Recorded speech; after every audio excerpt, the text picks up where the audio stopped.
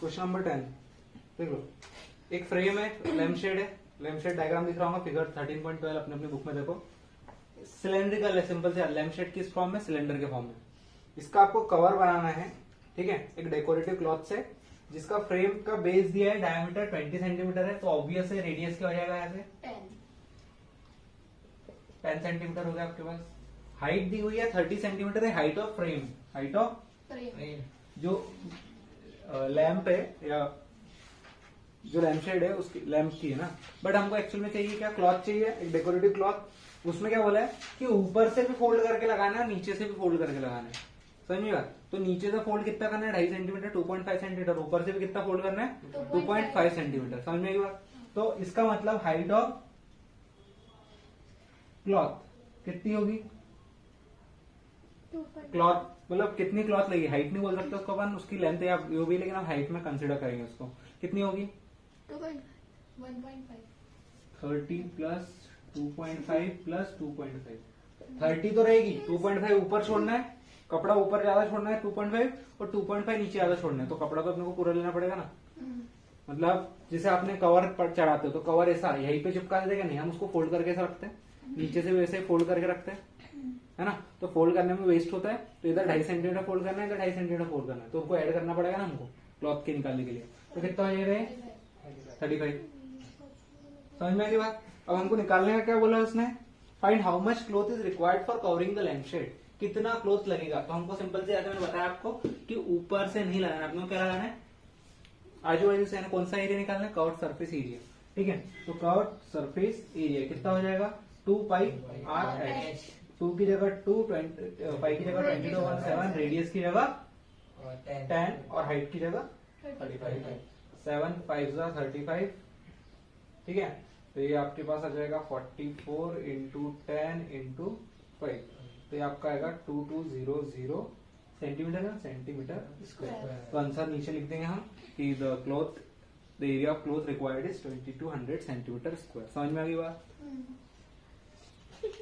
देखो question 11th में, the students of Vidyalaya we are asked to participate in a competition for making and decorating pen holders in the shape of a cylinder with a base using cardboard. Each pen holder was to be of radius 3 cm and height 10.5 cm. The Vidyalaya was to supply the competitors with cardboard. If there were 35 competitors, how much cardboard was required to be bought for the competition? देखो मतलब cardboard खरीदना है school को, 35 लोग हैं जो इसमें competition में हिस्सा लेने वाले हैं, ठीक है।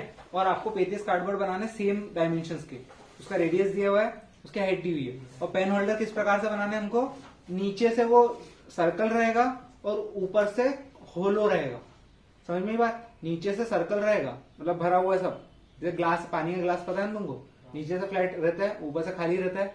किसी के घर पे ऐसा तो नहीं है ऊपर भी भरा डब्बा है और पानी डालते कि जाए नहीं रहा अंदर, ऐसा होता है क्या, नहीं। समझ में, उस तरह से पेन होल्डर बनाना है। तो अपने को सरफेस एरिया निकालना है, इसका सरफेस एरिया निकालना है। तो सरफेस एरिया में हम टोटल सरफेस एरिया ले कि कर्व्ड सरफेस ले, यहाँ हम सरफेस एरिया लेते हैं, उसमें क्या होगा, कर्व्ड सरफेस तो लेने ही वाले प्लस पाई आर स्क्वायर कर देंगे, क्योंकि क्या बड़ा है उसमें, सर्कल बड़ा है। समझ में आई बात, ठीक है। तो क्या निकालना अपने को, cardboard. Okay 2 minute. Cardboard required for 1 student. देखो देख लो इधर, आपके पास रेडियस दिया है, हाइट दी हुई है, ठीक है। इस रेडियस का, इस हाइट का आपको बनाना है। पेन होल्डर किस प्रकार से रहेगा, नीचे से ऐसा ये, और ये जो है ये भरा हुआ रहेगा, ग्लास कैसा रहता है ना, और ऊपर से खाली रहेगा।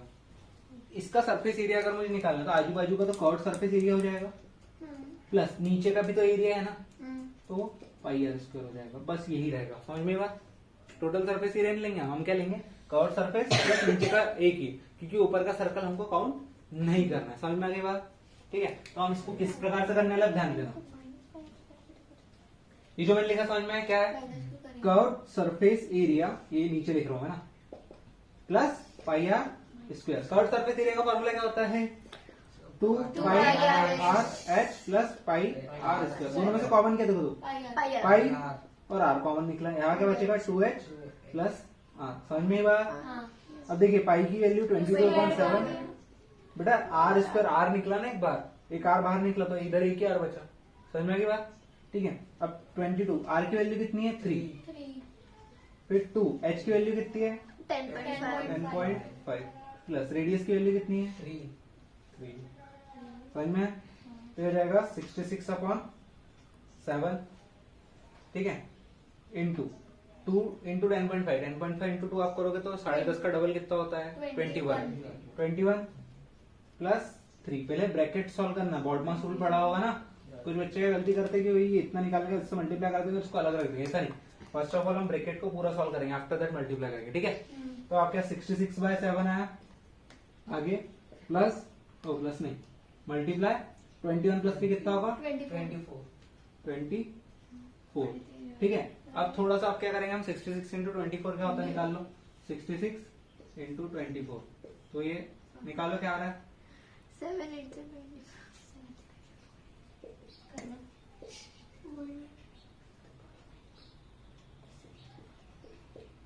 1584 आ रहा है, 1584/7, ठीक है। ये आपके पास आ गया, मल्टीप्लाई करोगे तो आपके पास आ जाएगा। अब 1584 आया, कट शॉर्ट करोगे इसको तो क्या आएगा देखो, 7 1 7 7 2 कट शॉर्ट करते तो आता है, 7 2 14 बचेगा 1, फिर 7 2 14 बचेगा 4, 7 6 42 पॉइंट बचेगा कितना 2, 7 2 40 आप लोगे 2 14, ठीक है। 7 2 14 लोगे ना तो 20 है तो 6 बचेगा, फिर 7 9 मतलब 7 8 लोगे सर 26.8, तो इसको अप्रोक्सीमेटली ले लेंगे, मैंने बोला ना आप अप्रोक्सीमेटली भी ला सकते हो आंसर। तो इसको 28 की जगह हम ले लेते 3, है ना, 30 ले सकते ना भाई। जैसे यहाँ पर जो 20 आया था वो 20 इधर 14 और 21 के बीच में आ रहा है, पर 21 के बहुत पास में था ना, 3 आ तो हमने 3 ले लिया। पॉइंट के बाद हम अप्रोक्सीमेट ले सकते हैं, समझे, ज्यादा कैलकुलेशन लंबा ना जाए उसलिए। अगर आप चाहो तो ऐसा करो, क्योंकि फिर आपको मल्टीप्लाई करने में दिक्कत जाएगी बात, समझ में बात। तो उससे बेटर है हमने एकदम अप्रोक्सीमेट ले लिया और अपने पास आ गया 226.3। अप्रोक्सीमेट में आपको आंसर जैसे 20.5 है और आपका 20.1 से लेकर 20.9 तक के आ रहा है, तो आपका आंसर गलत नहीं रहेगा, थोड़ा मतलब एक का दुक्का आगे पीछे चल जाएगा, ठीक है। पर आप हाँ बोलो, ये पर अगर ऐसे मार्क्स कटे तो नहीं कटेगा, अप्रोक्सीमेटली में नहीं कटेगा। ब्रैकेट से नीचे ऑलरेडी सॉल्व हो चुका है, तो एक काम करो आप, कंफ्यूज मत हो, इसको मान लो 20, इसको 28 मान लिया आपने, उसके आगे भी वो सॉल्व होगा, लेकिन हम करेंगे तो वो इरेशनल नंबर एक तरह से, सॉरी हाँ इरेशनल नंबर ही आएगा, क्योंकि क्या होगा वहां पर दिक्कत क्या आएगी, वो चलता रहेगा एंडलेस तक, क्या हम करते रहेंगे अब तक, हमने 2 तक निकाल लिया ना, बहुत है। अब ये कितने का है, एक स्टूडेंट का है, हमको ऐसे कितने स्टूडेंट की चाहिए 35 स्टूडेंट, है ना। तो cardboard required for required for 35 student. अब क्या करना पड़ेगा यहाँ पर 35 इंटू 226.28 इंटू 35, ठीक है, समझ में आया? अब इसको मल्टीप्लाई करो, आपका सबका आंसर आ जाएगा, करो, आंसर आएगा 7919.8 मीटर है कि सेंटीमीटर है, सेंटीमीटर स्क्वायर, यहाँ भी सेंटीमीटर स्क्वायर लगेगा, ठीक है। अब यहाँ पर देखो ये आ गया, इसका पीछे आंसर आप देखोगे बुक में तो 7920 है, तो अप्रोक्सीमेट है ना, 7920 है और अपना है 7919.8, ठीक है। तो इतना अप्रोक्सीमेशन चल सकता है, ठीक है। पॉइंट में आगे पीछे, क्योंकि अपन कैलकुलेशन करते हैं, अपन कैलकुलेटर तो है नहीं, ये डायरेक्टली ला लेंगे सब मल्टीप्लाई कर करके, क्योंकि यहाँ पर अपन 22/7 भी लेते हैं, 22/7 लेते हैं तो कहीं कहीं पे अपने को 3.14 भी लेना पड़ती है, ठीक है। अब 3.14 22 को आप 7 से डिवाइड करोगे 3.14 नहीं आता है, वो एंडलेस नंबर आता है, तो इतना बड़ा नंबर लोगे क्या तुम कैलकुलेशन में, नहीं। तो इसलिए अप्रोक्सीमेशन आप कर सकते हो, लेकिन अप्रोक्सीमेशन से आंसर आस पास का रहे तो ठीक है, अगर बहुत दूर का है तो फिर गलत है। समझ में आ गई बात?